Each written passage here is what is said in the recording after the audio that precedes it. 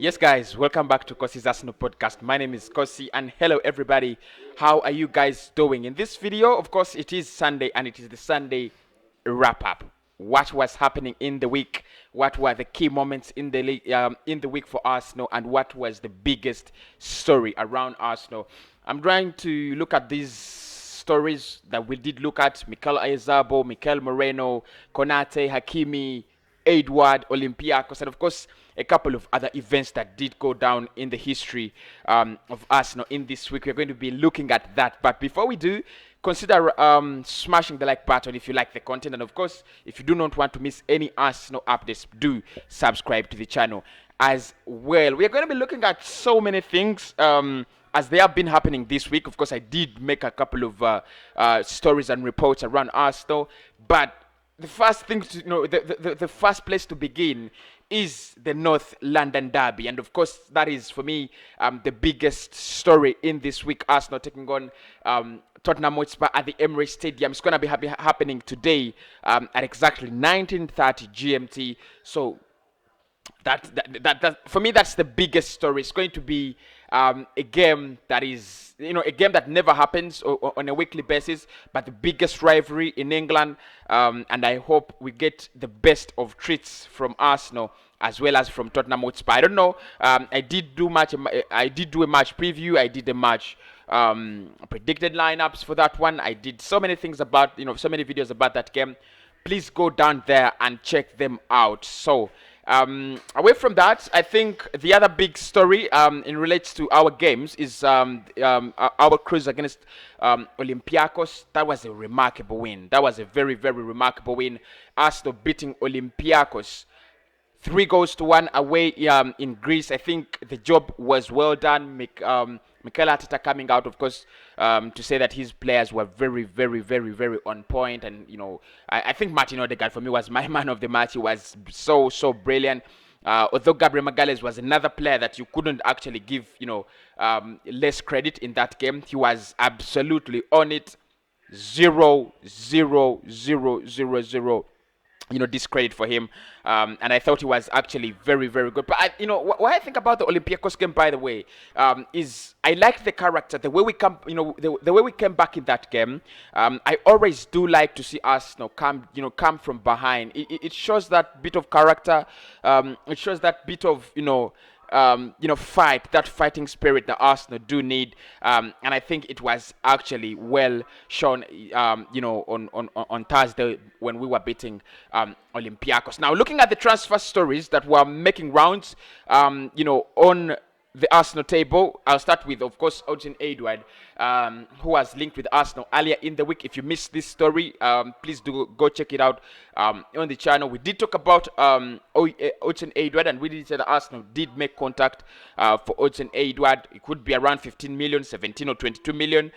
It will depend on what Celtic and Arsenal can agree on. Of course, we did also say that the coming of Edward means Alexander Lacazette would be leaving Arsenal to join any other club. And of course, his agent has confirmed that he's working on a deal away from the club. Probably Arsenal is now looking for a replacement for Alexander Lacazette, who could be Edward in that regard. And of course, I did tell you, please tell me what you think about Edward joining Arsenal. It's a very good story, by the way. I think it would be a very good move for the player, and a very good move for Arsenal as well. The other story was about Ibrahima Konate, another centre-back linked with Arsenal.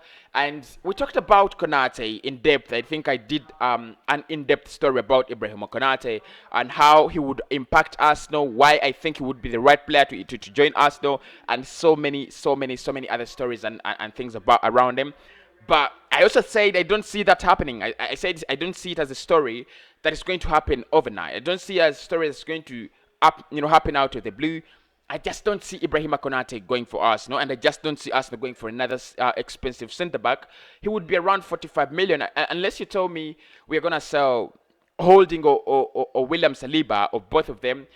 Then I would be listening. But with the current number of centre-backs we have at the club, I don't see us going for another centre back, but I don't see us do that. Of course, David Luiz getting his retirement very soon, and he would be joining the club back as as a coach player, but I just don't see, and there is no room for me for Arsenal to get a centre back, especially who is as expensive as Konate. If you're telling me we are going to go for a centre back who is around 12 million, 15 million, I would understand because Arsenal, really, loves those deals. But a 45 million centre back, that is a deal I don't see happening anytime soon. Now, moving away from that, I think we were also linked with a Spanish duo of Mikel Moreno and Mikel Oyarzabal, and of course, the most interesting one is Mikel Oyarzabal. Now, why I wrote away these stories, and I think, and I did say that they might not actually make any sense for me.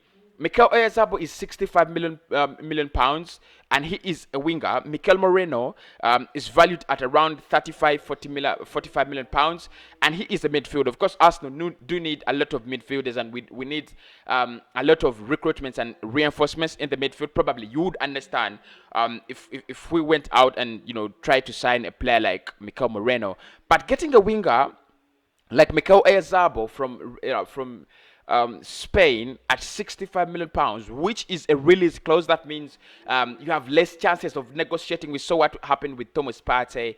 I wrote of the story, like clearly I wrote of the story because I don't see us meeting around 120 million pounds or almost 110 million pounds for this duo, Mikel Moreno and Mikel Oyarzabal. But tell me what you think about those two, Mikel Moreno and Mikel Oyarzabal. But basically that has been our week. Less transfer rumors. By the way, this is one of the weeks where we have been linked with less players. Of course, there's some more stories that we could have talked about, and we should talk about. I think in this coming week, I'll talk more about the transfers and basically Europa League, because I think we are through. And for me, I think there are two things that would make my week. One is that epic comeback against Olympiacos. That is my story of the week. But the fact that we have already qualified for the quarterfinals, it makes a lot of sense. I just pray that we don't fall into the hands of Manchester United or Tottenham Hotspur, or any hard opponent for now. We could actually meet, if they could give us something like Villarreal or any Spanish side there, it would make a lot of sense for me. Cruise to the semi-finals and then fight the big teams on the semi-finals. But away from that, apart from being scared, I think it was a very nice performance from us, especially in the dying minutes.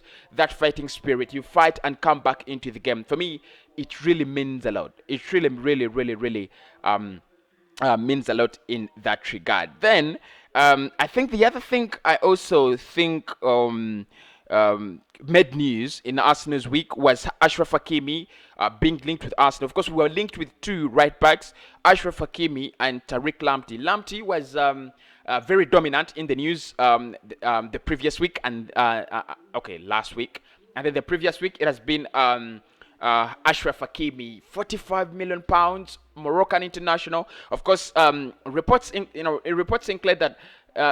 Indicate that Arsenal would go for Hakimi if Hector Bellerin actually leaves the club. That means we could actually hold 22 million or 25 million pounds from signing Hector Bellerin, and then we could actually add another 20 million to get the signature of Achraf Hakimi. One player that I said I really want to see at Arsenal, and that doesn't change. That can't change. I think if there is a player that I feel Arsenal should be signing, it should be Achraf Hakimi. But tell me your thoughts about that as well. What do you think about Arsenal going for Achraf Hakimi? Is he the right man?